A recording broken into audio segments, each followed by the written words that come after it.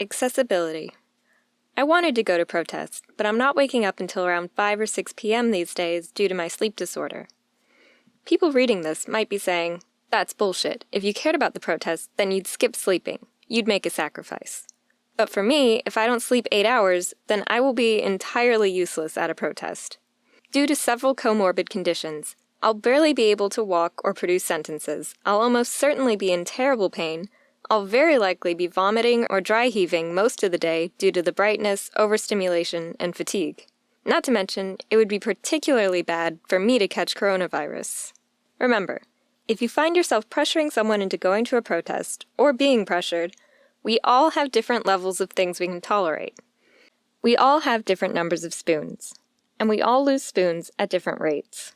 It's okay to not use up all of your energy on real-life protests and instead use your energy to do online activism and organizing. Don't let people tell you this is slacktivism. Don't let people call you lazy.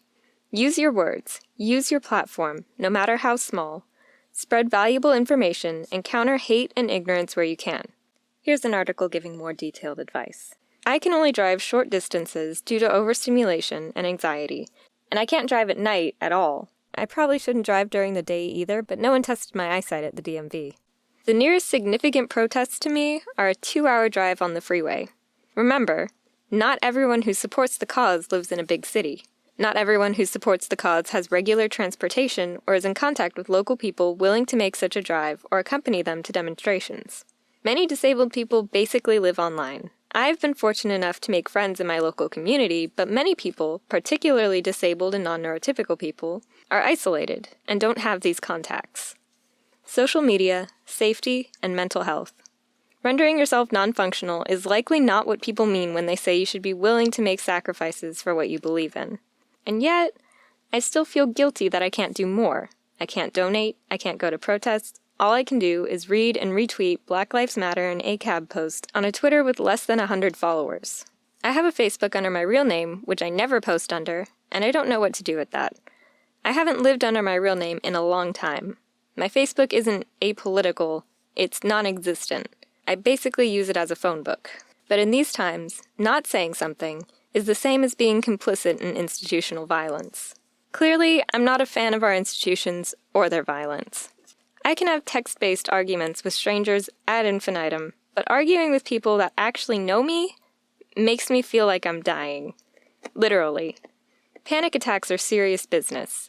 I can't just tell my brain to stop acting like I'm dying when I'm arguing with a person. My brain doesn't know any different. I have agoraphobia. It took me until the age of 25 before I was able to leave the house on my own regularly. I still struggle with it.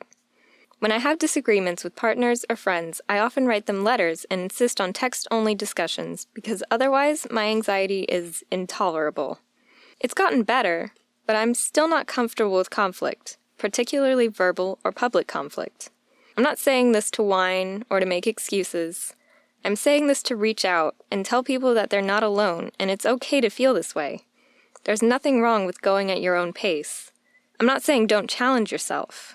I'm saying understand your limits and celebrate incremental change. It can get better. Your pain is valid. You are not weak.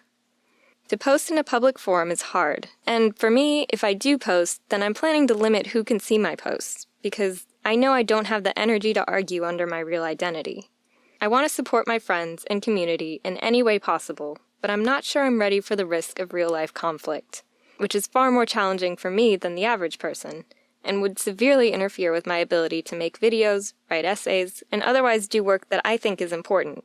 We have to make sacrifices and be uncomfortable, but remember that some people have to do their activism secretly in order to be able to do anything at all. If you have trauma, or if you're not in a safe living environment, it can be dangerous to speak out. Remember that disabled people are at a particularly high risk for abuse. Not only are we often dependent upon abusers for homes and food, but also for necessary medical care. We are less able to speak out against abuse. People are often denied communication devices or translators if they're unable to verbally express themselves. Plus, disabled victims are less likely to be believed or empathized with. If you're not heterosexual or not cis, then you probably have some relevant experience. You likely know someone who is closeted or have yourself been closeted because of potential life-threatening consequences. Since it's now Pride Month, I'd like to gently remind everyone that there's no pressure to come out if you're not ready. Never enough. You can't change everyone's minds. You can't solve institutionalized racism alone, especially not if you're a white woman like me. I can't pretend to understand the intricacies of race. I've never experienced being Black. I'm here as an ally, just like the Black Panthers were for disabled people when we needed support. Even able-bodied protesters are feeling like they aren't doing enough because we've all been fed this narrative of individual responsibility from birth. You aren't an Avenger. You aren't Superman. You aren't Neo or Doctor Who or Sherlock Holmes. The fate of America does not rest in your hands. The American dream, which we know to be even less substantive than a dream, is nested within what is, for marginalized people, a constant nightmare. I hope that someday we may collectively wake up. Battles are only won by collective action. Our history books are written by oppressors with an interest in perpetuating this falsehood. Napoleon was nothing without his armies. Dr. King, nothing without his movement. You're a real-life person doing what you can. And as long as you're working on the side of the oppressed and not the oppressor, that's enough.